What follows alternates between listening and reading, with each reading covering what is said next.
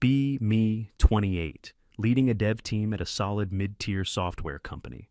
Not one of the big-name giants, but what we build actually matters. Salary's strong, the problems are interesting, and for a long stretch we were spared most of the usual corporate theater. A big part of that was our manager, Herman, guys from another era, late 50s or so.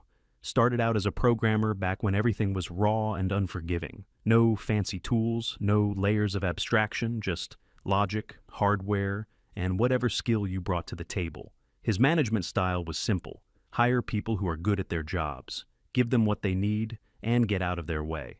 And our department, the core engineering team, was his masterpiece. There were 5 of us under him. A junior dev, a real eager kid who was learning fast, a QA engineer, meticulous guy who could find a bug in a rock, another senior dev, a solid coder. And then there was Bernard.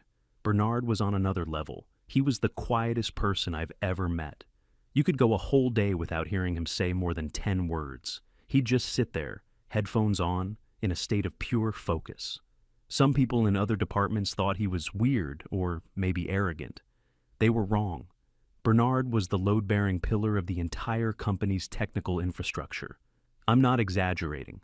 The complex architecture that our entire platform ran on, he designed and built most of it. The legacy code that no one else dared to touch, he understood it like he wrote it himself. He was a wizard. I remember a time, maybe a year before the trouble started. It was about 2 a.m. on a weekend. A critical system failure took down our main product. Total panic. The on-call guys were scrambling, the executives were losing their minds, millions of dollars were potentially on the line. I was called in, the other senior dev was called in, everyone was in a panic on a conference call.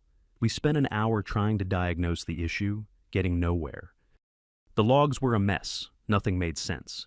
Then Herman's voice cut through the chaos on the call. "Everyone, stop what you're doing, I'm calling Bernard." A few minutes of silence. Then a new name popped into the call. Bernard. He didn't say hello.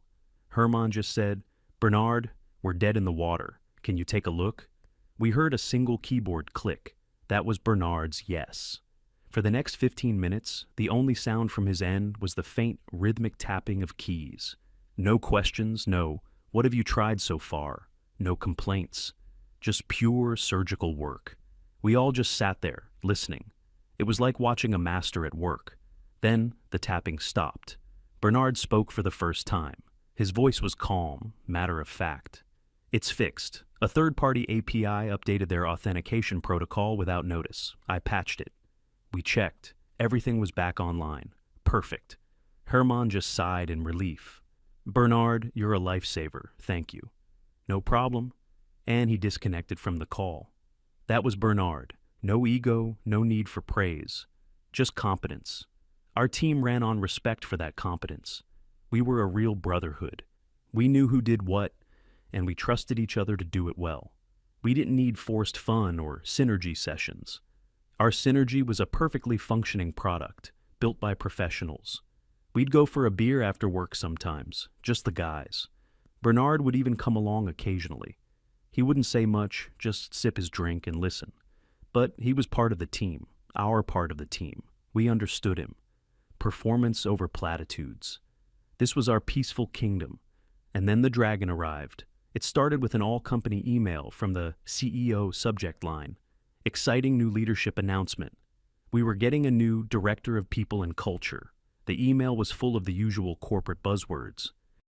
"We are thrilled to welcome Angela to the team. Angela brings a wealth of experience in transforming workplace cultures, fostering holistic, inclusive, and forward-thinking environments." My eyes glazed over. It sounded like we'd hired a professional memo writer. Herman saw the email and just grunted. He told us, "Sounds like we're about to spend more time on PowerPoints. Just keep your heads down and keep shipping good code." That was his solution for everything. Ignore the noise, do the work. It had always worked before. A week later, Angela held her first all-hands meeting. She walked up to the podium with a bright, fixed smile. She was dressed in that specific style of empowered corporate woman. Sharp blazer, expensive-looking minimalist jewelry, an air of absolute certainty. Her speech was exactly what we feared. It was a 30-minute avalanche of jargon. She talked about deconstructing traditional power structures, about moving away from cold, results-driven metrics, about creating brave spaces where employees could bring their whole selves to work. She said her goal was to make the company less of a workplace and more of a family. I looked over at my team. Every single one of us was staring blankly, trying not to roll our eyes. My job is my job. My family is my family. I don't want them to be the same thing. But the worst part was when she started talking about her audit of the company culture. She said she'd identified pockets of resistance to a more emotionally intelligent workflow.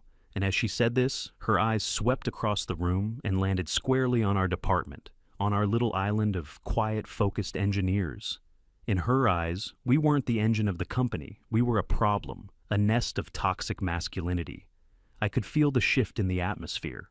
After the meeting, Herman pulled us aside. His face was grim. "Okay, listen up. This is a new game. I want you all to just try and play along. If they ask you how you're feeling, just say motivated. Whatever you do, don't give her a reason to target us." We all nodded. We respected Herman. If he was worried, we were worried. The changes started small. First, it was the mandatory Monday morning check-in. Every team had to start their week by sitting in a circle, and each person had to share their emotional state and their goals for personal growth for the week. It was excruciating. Our team, which usually started Monday with a quick, efficient 10-minute stand-up about technical blockers, now had to spend 45 minutes listening to people from marketing talk about their weekend yoga retreat. When it was our turn, we just mumble something generic. "Feeling good. Goal is to close out my tickets." When it got to Bernard, he'd just say, "I'm fine. My goal is to work." The first time he said it, Angela, who was observing our meeting, scribbled something in her notepad. You could see the disapproval on her face. His efficiency was an insult to her process. Next came the optional after-work events. They were never really optional. There was a company spirit karaoke night, a wellness seminar on mindfulness, a team-building escape room challenge. Our team politely declined most of them. We had work to do. We often stayed late to solve real problems. We didn't have time for forced fun. Bernard, of course, declined all of them. He'd just reply to the calendar invite with a simple no. No excuse, no apology. Just a statement of fact. He would not be there. Angela started to fixate on him. He was her white whale. In her mind, he was the personification of everything she was hired to destroy. The quiet, hyper-competent male who didn't perform emotional labor for her. He didn't want to be part of her family. He just wanted to do his job and do it better than anyone else. This was, to her, the ultimate act of defiance. One afternoon, Herman got an urgent meeting request from Angela. He came back to our area an hour later, looking like he'd aged 5 years. He closed the door to his office and called me and the other senior dev in. "She's building a case against Bernard," he said, rubbing his temples. "A case? For what? For doing his job?" I asked. "For not being a team player, for creating a non-inclusive environment with his silence, for, and I quote, exhibiting behavior consistent with toxic, avoidant masculinity." I just stared at him. It felt like we were in a different reality. "What did you tell her?" "I showed her the metrics," Herman said, his voice laced with frustration. "I showed her the uptime reports. I showed her the data on how many critical projects he's single-handedly saved. I told her that Bernard's contribution to this company could be measured in the millions of dollars." And what did she say? Herman let out a bitter laugh. She told me that focusing on his output was problematic. She said, "It's not about what he does, it's about how he makes others feel." She said his silence is intimidating to more collaborative team members. It was insane. She was actively arguing that competence was a negative trait. That being the best at your job was a problem if you weren't also the loudest and smiliest person in the room. Herman told us he fought for him. He tried to explain that different people work in different ways, that you can't force an introvert to be an extrovert. He said trying to reason with her was like trying to explain color to a person born blind. She operated on a different level, one based on ideology, not reality. Her conclusion was that Bernard was a cultural liability, and he either had to change or he had to go. "So what now?" I asked. "For now, I've bought us some time," Herman said. "I told her I would coach him, but she's watching. She's looking for any excuse. I need you guys to try and cover for him. Try to include him in conversations, even if he doesn't respond. We just have to play the game. We tried. We'd explicitly ask for his opinion in meetings. He'd give a short, concise, and brilliant answer, and then go silent again. We'd invite him to lunch every day. He'd politely decline, preferring to eat at his desk and solve a problem. None of it worked. Angela's new initiatives kept coming. The worst was the peer feedback program. It was an anonymous system where you could give feedback on your coworkers, but it wasn't about work performance. The questions were things like, does this person contribute to a positive team atmosphere? Does this person make you feel heard and validated? Rate this person's enthusiasm for company values. It was a system designed to punish people like Bernard. It rewarded social butterflies and punished quiet workers. It was a tool for enforcing conformity. Angela presented the first round of feedback results in a manager's meeting. Herman told us later that Bernard's scores were, predictably, in the red across the board. He had dozens of anonymous comments, clearly from people outside our department who didn't understand him. Bernard is unapproachable.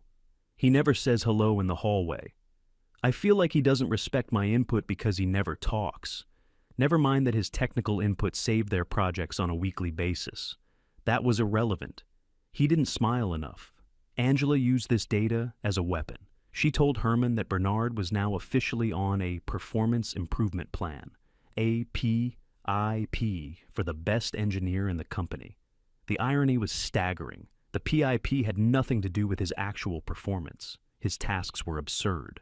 Goal 1. Initiate casual conversation with at least 3 non-technical colleagues per day. Goal 2. Share a personal story or feeling during the Monday check-in. Goal 3. Actively participate and show enthusiasm during one after-work team-building event. Herman showed the plan to Bernard in private. He expected Bernard to get angry, to quit on the spot, but Bernard just read it with his usual stoic expression. He looked at Herman.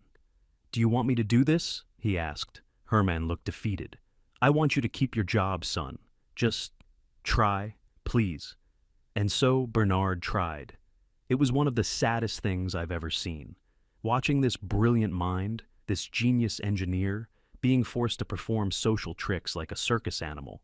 He'd awkwardly walk up to someone from marketing and ask them about the weather. The conversation would die in 10 seconds. It was painful for everyone involved.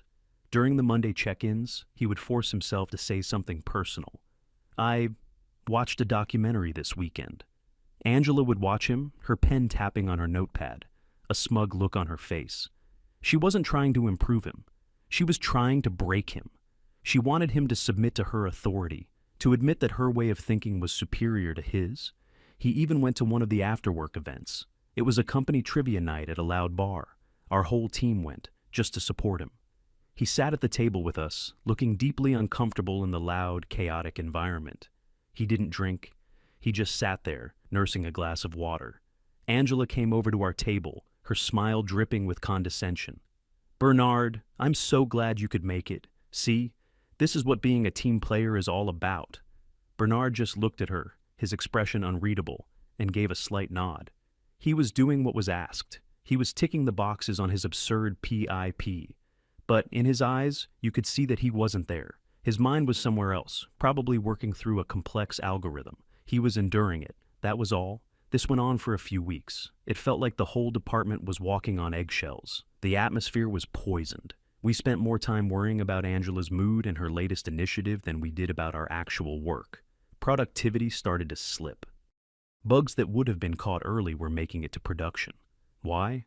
Because the time we used to spend on deep focus work and collaboration was now filled with mandatory social rituals.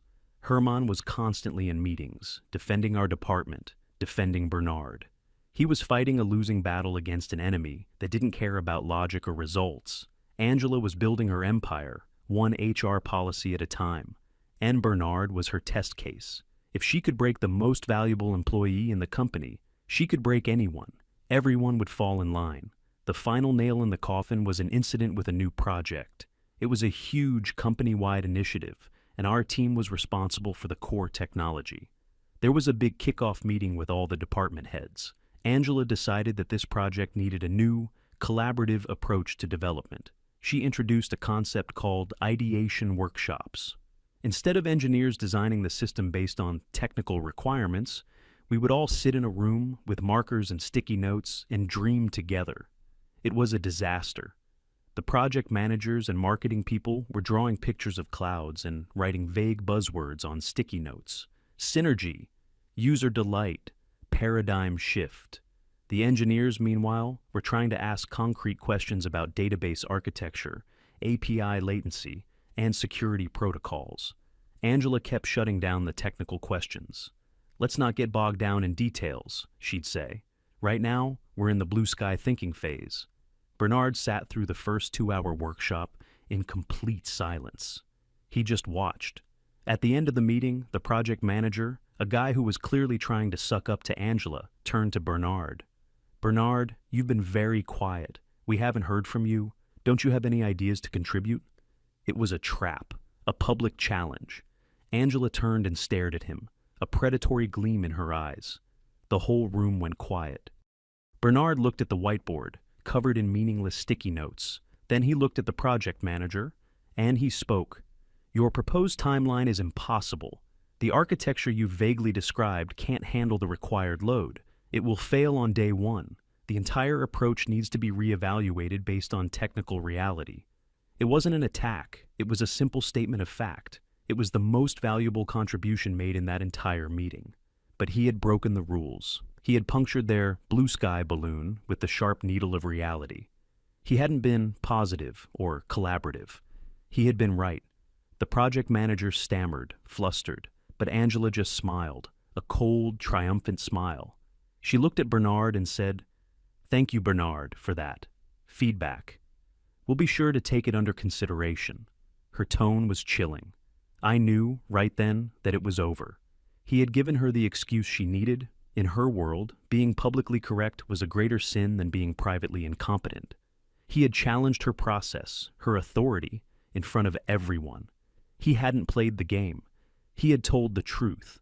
And for that, he was going to be punished. The next day, Herman was in back-to-back meetings with Angela and the CEO all morning. The atmosphere in our area was thick with dread. We all knew what was coming. We tried to work, but we couldn't focus. We just kept looking at the door to Herman's office, waiting for the axe to fall.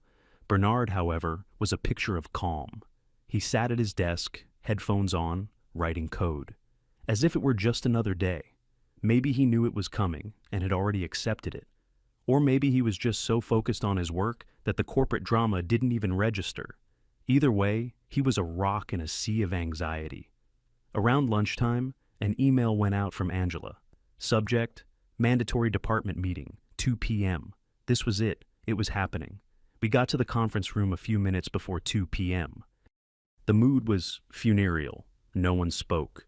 We just filed in and took our seats. The room was one of those sterile, glass-walled boxes designed to make you feel important while you're being laid off. Angela was already there, sitting at the head of the table. She had a folder open in front of her and a pen in her hand. She looked completely calm, almost cheerful. Next to her, to my surprise, was the CEO. He was a numbers guy, usually invisible, someone you only saw at quarterly presentations. His presence meant this was big. He wouldn't look any of us in the eye. He just stared at a point on the wall behind us.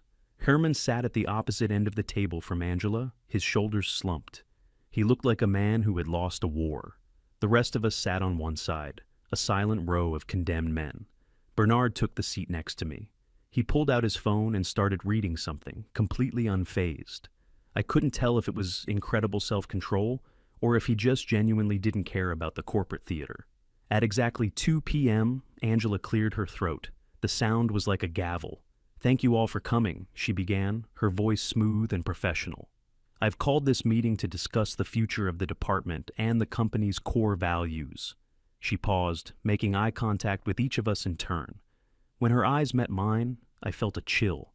There was no empathy there, just ideology.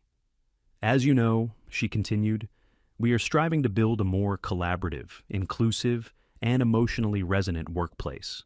A culture where every employee feels safe, valued, and heard. This requires a commitment from everyone to participate fully in the life of our corporate community.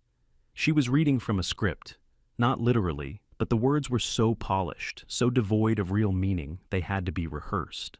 It was a speech designed to provide a justification for what she was about to do. To frame it not as a personnel issue, but as a noble step toward a brighter, more harmonious future. In any process of transformation, there can be friction, she went on. Sometimes, an individual's working style may not align with the forward-facing direction the company is taking. This isn't a matter of fault, but a matter of fit. I glanced at Herman. He was just staring at his hands, clasped on the table. The CEO was still studying the wall, a portrait of pure cowardice. He was letting his HR director do the dirty work he didn't have the stomach for. It has become clear that there is a significant misalignment within this team, Angela said, her voice taking on a sharper edge. A resistance to the collaborative spirit we are trying to foster. And then she turned her full attention to Bernard. He didn't even look up from his phone at first. I nudged him gently with my elbow. He glanced up, his expression neutral. Bernard, Angela said, and his name hung in the air.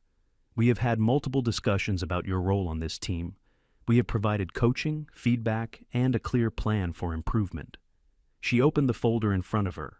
The feedback from your peers indicates that you are unapproachable, that your communication style is exclusionary. Your PIP goals, which were designed to help you integrate with the team, have been met with only the barest minimum of compliance. She was twisting everything.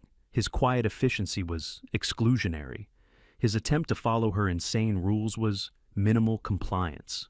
Furthermore, she said, her voice dripping with authority, at the project kickoff meeting yesterday, your contribution was not collaborative. It was disruptive. You publicly undermined the creative process and created a negative atmosphere at a critical brainstorming stage. I wanted to scream. He hadn't been disruptive. He had been the only sane person in the room. He had tried to save the company from a multi-million-dollar mistake born from their creative process. But she had reframed his competence as a behavioral flaw. It was a masterclass in corporate gaslighting. This company values psychological safety above all else, Angela declared, and your persistent refusal to engage emotionally and collaboratively creates an environment that is, frankly, unsafe for your colleagues who value open communication. I looked at my colleagues. We all felt perfectly safe with Bernard. We felt unsafe with her. Bernard just looked at her. He didn't argue. He didn't defend himself. He just let her talk. It was as if he was watching a strange documentary about an alien species. His silence seemed to infuriate her more than any argument would have. She wanted him to fight. She wanted him to get angry, to prove her right. He denied her the satisfaction.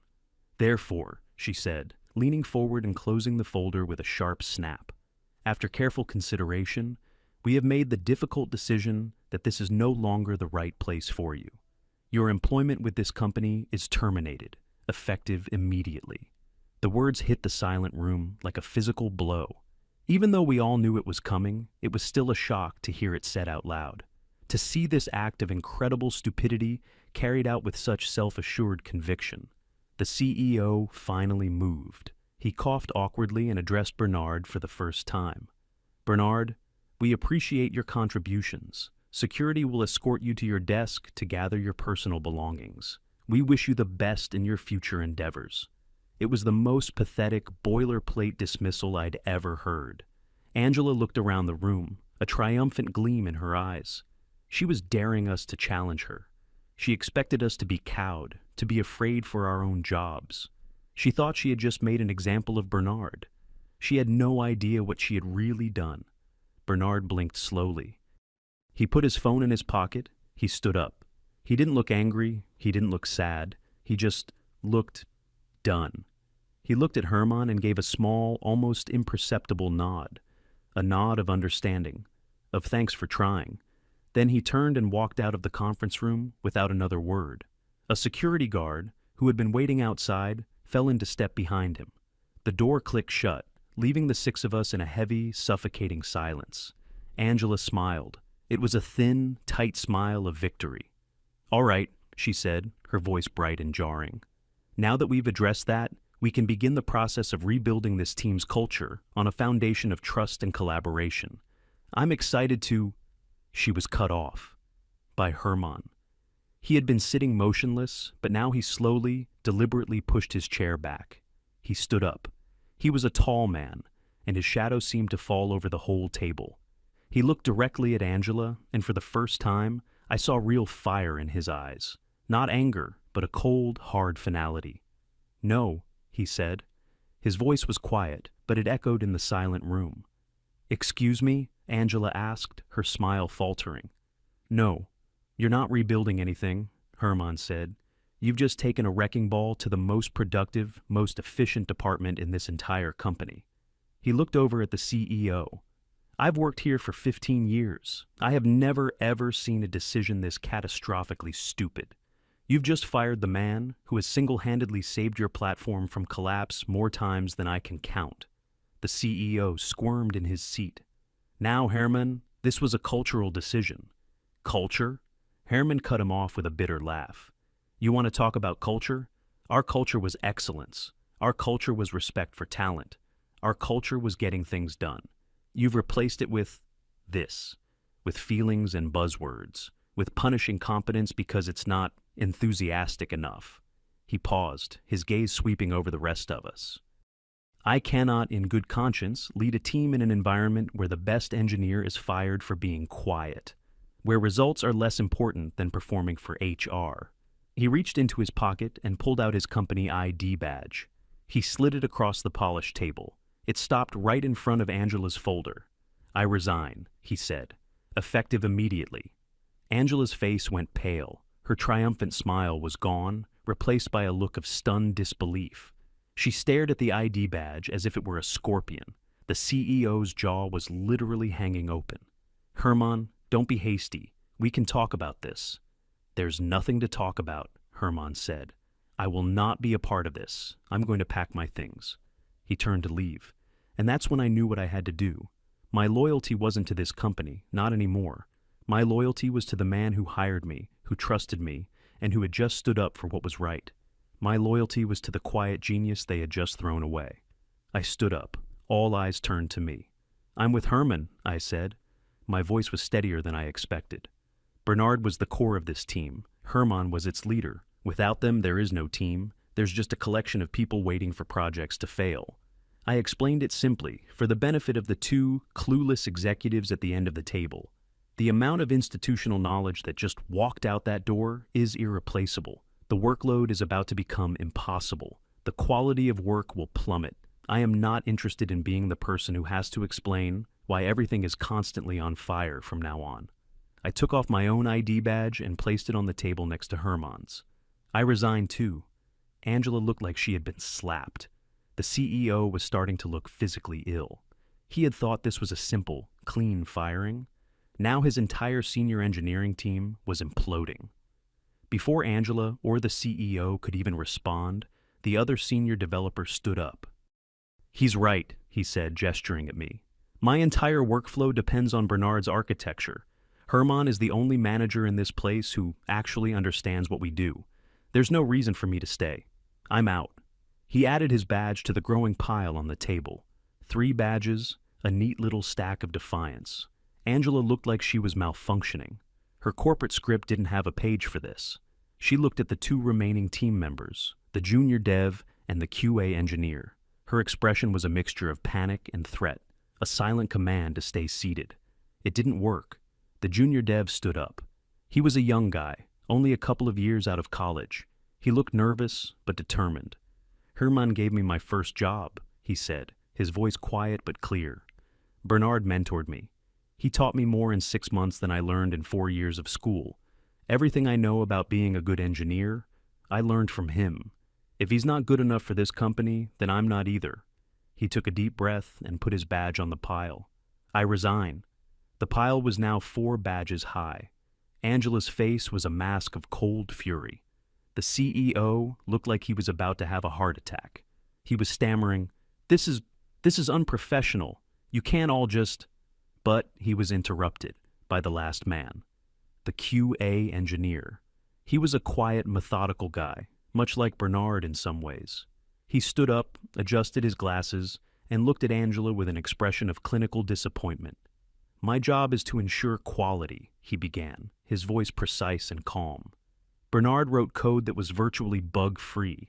He made my job easier and made the product better. He prevented problems. You have just removed the single greatest quality assurance asset this company had. He paused, letting his words sink in. From a purely logistical standpoint, my workload is about to increase by an order of magnitude. The number of bugs reaching production will skyrocket. The product will degrade. The customers will be angry. I have a professional reputation to maintain, and I will not attach it to the inevitable decline that will follow this decision. He carefully placed his badge on the very top of the pile. I also resign, and that was it. The entire team. Gone in less than 5 minutes. We all just stood there for a moment. Herman gave us a look. It was a look of immense pride, of gratitude. We had held the line. We had stood by our own. Then, without another word, we all turned and followed Herman out of the conference room. I took one last look back. Angela and the CEO were still sitting at the table. They were staring at the pile of 5 ID badges. Angela was white as a sheet, her mouth slightly open in a silent O of shock. The CEO had his head in his hands. They were completely, utterly alone in their glass box, surrounded by the ruins of the department they had just destroyed. As the door closed, I could almost hear the sound of the servers beginning to catch fire. She thought she had made an example of Bernard. She was right. She had shown us exactly what the company now valued, and we had all decided that we wanted no part of it. We were walking out into the main office area, past the rows of cubicles. People were staring at us. They had seen Bernard get escorted out by security. Now they were seeing the entire engineering department walking out together, led by their manager. The rumor mill was about to go into overdrive. We got to our desks. Bernard was already gone. His desk was completely bare, except for his monitors and his keyboard. It was like he had never been there. A ghost. The security guard was standing awkwardly nearby, clearly unsure of what to do now that his one job had multiplied by 5. Herman turned to us. "All right," he said, his voice now calm and steady, like a captain giving orders. "Just pack up your personal effects. Anything important. Don't make a scene." We all nodded and got to work. It didn't take long. None of us were the types to have a lot of personal clutter on our desks. A few books, a coffee mug, a picture of a dog. As I was putting my things in my box, my phone buzzed. It was a text message from Bernard. I opened it. It was only 2 words. "Thank you." I smiled. I typed back a reply. "We've got your back. Always." A few minutes later, we were all packed up. 5 cardboard boxes, full of the last remnants of our time at that company. We walked together towards the exit. People were openly staring now, whispering to each other. No one tried to stop us. As we walked past Angela's glass-walled office, I saw her on the phone. She was pacing back and forth, gesturing wildly. She looked terrified. The reality of what she had done was finally starting to sink in. We pushed through the front doors and stepped out into the afternoon sun.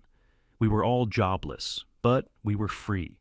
We stood there on the sidewalk for a moment, 5 guys with boxes. Herman looked at us, a real smile on his face for the first time in weeks. "All right," he said. "Who wants to get a beer? First round is on me." We all cheered. It felt good. It felt right. We had no idea what we were going to do next, but we knew we were going to do it together. We had made our choice. We had chosen loyalty and competence over ideology and incompetence. And the company? Well, the company was about to learn a very, very hard lesson. A lesson about what happens when you remove a load-bearing pillar. The whole house was about to come crashing down, and we wouldn't be there to fix it. We walked to a small pub a few blocks away, the kind of old man bar with dark wood and worn-out stools. A place that valued a good drink over trendy decor. It felt appropriate. We all piled into a booth in the corner, our 5 boxes of personal belongings sitting on the floor like luggage for a trip we hadn't planned. Herman came back from the bar with a tray of beers. He handed them out, then raised his own glass. "To unemployment," he said, with a wry smile. We all raised our glasses. "To unemployment," we echoed and drank. The first sip tasted like freedom. For a few minutes, we just sat in silence, processing what had just happened. The shock was wearing off, replaced by a strange mix of anxiety and exhilaration. Then the junior dev, the kid, broke the silence. "So, what do we do now?" he asked, looking around at all of us. It was the question on everyone's mind. Herman took a long drink from his beer and set the glass down firmly. "First," he said, looking at each of us, "I want to thank you, all of you. What you did in there, that was integrity. That was loyalty. That doesn't happen much anymore. You stood up for one of your own and for what's right. I'll never forget that." We all mumbled our thanks. We knew he meant it. "Second," he continued, leaning forward, "we don't panic. We are a complete, high-functioning software engineering team. We have a lead architect, 2 senior devs, a junior, and a QA specialist. We're managed by someone who understands the tech." He was talking about himself, but he said it as a matter of fact, not ego. "A team like this is a unicorn. Companies spend millions trying to build what we already have." He was right. The hardest part of any tech venture is finding the right people. We had the people. We were all sitting right there in that booth. It was the other senior dev who said it first. "We should start our own thing," he said. "A consultancy, or our own product." A spark lit up in the room. The idea was both terrifying and incredibly exciting. We started talking, the words tumbling out faster and faster. We could build custom software for clients. We could do security audits. We could rescue failing projects. Our reputation was built on delivering results. We could sell that. We spent the next hour brainstorming, the anxiety melting away, replaced by the thrill of a new challenge. And then my phone buzzed. It was a text from a guy I knew in the marketing department back at the old company. I opened it. "Dude, what the hell happened? The entire engineering team just quit? Rumors are flying." I showed the text to the others. Herman just chuckled. "It's starting." I typed a quick reply. Something like that. Long story. Before I could even put my phone down, it buzzed again. A different guy, this time from sales. "Is it true about Bernard and all of you? You need to tell me. We have a huge client demo tomorrow morning for the new project." The new project? The one Bernard had warned them about. I showed the message to the table. The QA engineer winced. "Oh, that demo is going to be a train wreck. The staging environment was a mess even when we were there." We all had a dark little laugh about that. Over the next half hour, it was like a floodgate had opened. All our phones started buzzing, texts and missed calls from former colleagues. "The internal services are getting slow. Did you guys change something before you left? Hey, the build server is throwing a bunch of errors I've never seen before. Any idea what's going on? Angela is walking around telling everyone that you were all part of a restructuring. Nobody believes her." It was a real-time feed of a system beginning to crumble. We weren't even actively doing anything. This was just the natural state of things without the constant quiet maintenance that our team, and especially Bernard, had been providing. The systems were like a complex machine that needed a skilled mechanic just to keep it running smoothly. They had just fired the entire mechanic crew. The best message came from a project manager I was friendly with. "The CEO just held an emergency all-hands meeting. He and Angela announced you all chose to pursue other opportunities. Then he said they have a robust plan to transition the work." Angela then tried to give a speech about positive renewal, and someone in the back of the room literally laughed out loud. The panic here is insane. We felt a certain grim satisfaction reading these messages. It wasn't just that we were right. It was that they were so wrong, so publicly, and so immediately. Their perfect corporate world was colliding with cold, hard reality. And reality was winning. We ordered another round of beers and started talking about our new venture in more concrete terms. Herman would handle the business side. Bernard would be our chief architect. The rest of us would be founding engineers. We sketched out a business plan on a napkin. It felt real. It felt possible. It was around 7 p.m. when the first truly desperate call came in.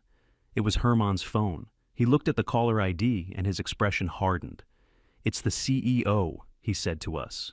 He put his finger to his lips, signaling for us to be quiet, and then answered, putting the call on speaker.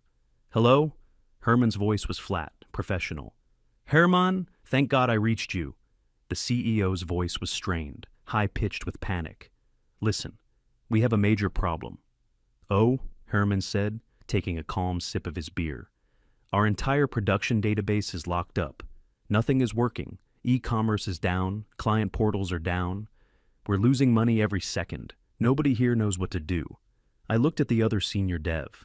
We both knew what it was. It was a complex custom security script that Bernard had written. It performed an automated security check and lockdown if it detected certain anomalies. It required a manual override from a specific terminal with specific credentials that only Bernard and maybe 2 other people knew. It was a failsafe to prevent data breaches. It was also a ticking time bomb for anyone who didn't know it existed. "That's a shame," Herman said, his voice devoid of sympathy. "Herman, please," the CEO begged. "I know things ended badly, but I need your help. I need Bernard's help. Can you just tell us how to fix it? Just this once. I'll authorize a generous freelance payment. Name your price." Name our price. A few hours ago, they had treated Bernard like he was worthless. Now, he was priceless. Herman looked around the table at all of us. We all just shook our heads. A silent, unanimous no. Herman turned his attention back to the phone. "I'm sorry," he said, and he sounded like he meant it. "But we no longer work for you. We are not your on-call tech support. That is your problem to solve now." The CEO was sputtering. But nobody here knows how. You can't just leave us like this." "You made a decision this afternoon." Herman's voice was like ice. "You decided that our culture fit was more important than our competence. You decided that Bernard's contribution was a liability. It seems you're now experiencing the consequences of that decision. I suggest you consult your director of people and culture. I'm sure she has a holistic and inclusive solution for a database kernel panic." And with that, he hung up. The whole booth erupted. We were cheering, laughing. It was a perfect crushing shutdown. The satisfaction was immense. It wasn't about the money. It was about the principle. They didn't want us. Now they needed us. And they couldn't have us.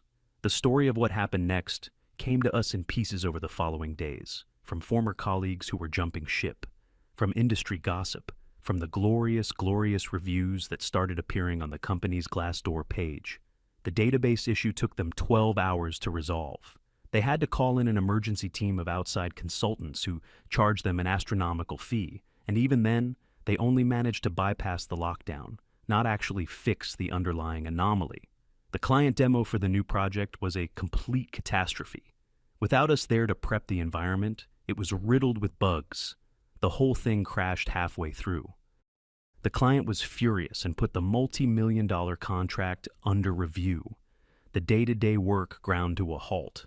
The remaining junior developers were completely overwhelmed. The bug count soared. The system became slow and unreliable. Angela apparently tried to fix the problem by holding more meetings. She organized emotional support circles for the stressed-out developers. She brought in a yoga instructor to promote wellness. She was trying to solve a catastrophic engineering failure with HR initiatives. It was like trying to put out a house fire with a scented candle. The Glassdoor reviews were the public face of the disaster. Someone, probably the junior dev we left behind, posted a detailed, anonymous account of what happened. Management fired the linchpin engineer of the entire company for not being bubbly enough. The entire senior team walked out in protest. The platform is now in constant failure mode. Avoid this place like the plague unless you enjoy watching a dumpster fire. That review got dozens of helpful votes. Then another one appeared. The new HR director has a degree in something useless and thinks she knows more about software engineering than the people who write the code. She values feelings over function, which is why nothing functions anymore. She single-handedly destroyed the best department in the company out of pure ideological arrogance. The company's rating on the site plummeted. Recruiting became impossible. No sane engineer would want to walk into that situation. About 2 weeks after our mass resignation, the final shoe dropped. The big client officially pulled their contract. It was a huge blow, representing a significant chunk of the company's annual revenue. The CEO had to answer to the board of directors. He did what all cowards do. He looked for a scapegoat, and there was only one logical choice. Angela was fired. We heard she was escorted out of the building by the same security guard who had escorted Bernard. The irony was delicious. Her reign of terror had lasted only a few months, but the damage she had caused would take years to repair, if ever. She had tried to build her corporate utopia, but she had built it on a foundation of sand, and the first tide of reality had washed it all away. As for us, we took a week off to decompress, then we got to work. Herman handled the legal paperwork and incorporated our new company, Bedrock Solutions, a name suggested by Bernard himself. It was perfect. We pooled some of our savings to get started. We didn't need a fancy office. We all worked from home. Our first client was a company Herman knew from a previous job. They had a project that was 6 months behind schedule and wildly over budget. They hired us to see if we could salvage it. We had a kickoff call with them. Herman laid out our terms. No HR-mandated meetings, no buzzwords. We would be judged on one thing and one thing only: results. They agreed. They were desperate. Bernard took one look at their code and architecture. He spent a weekend quietly refactoring the entire core of their system. The rest of us then descended on it, cleaning up, fixing bugs, and implementing the features they actually needed. In 1 month, we accomplished what their previous team hadn't been able to do in a year. We delivered the project ahead of our own schedule and under their revised budget. They were ecstatic. They paid our invoice without question and immediately signed us to a long-term retainer contract. Bedrock Solutions was profitable in its first month of operation. Word got around. Our reputation grew. We were the team you called when you had an impossible problem, the team that could fix anything. We never had to advertise. The work just came to us. We hired a few more people, carefully. People who shared our values of competence and respect. Today, our little company is thriving. We're all making more money than we ever did at the old place. More importantly, we're doing it on our own terms. We have a culture, but it's not one that was designed in a PowerPoint presentation. Our culture is simple: do good work, respect the people who do it. Bernard is our technical lead. He's still quiet. But now, his silence isn't seen as a problem to be solved. It's seen as what it is: the sound of a brilliant mind at work. Every now and then, I look up the old company on Glassdoor. It's a ghost town. Most of the good people left. The product is stagnant. The reviews are still terrible. Angela's name pops up on LinkedIn sometimes. She's bounced around a few short-term contract gigs. It seems her reputation followed her. We made the right choice that day in the conference room. We didn't just stand up for a friend. We stood up for an idea. The idea that what you do is more important than how you talk about it, that competence matters, that loyalty matters, and that when a system becomes so broken that it punishes its most valuable people, the only winning move is not to play.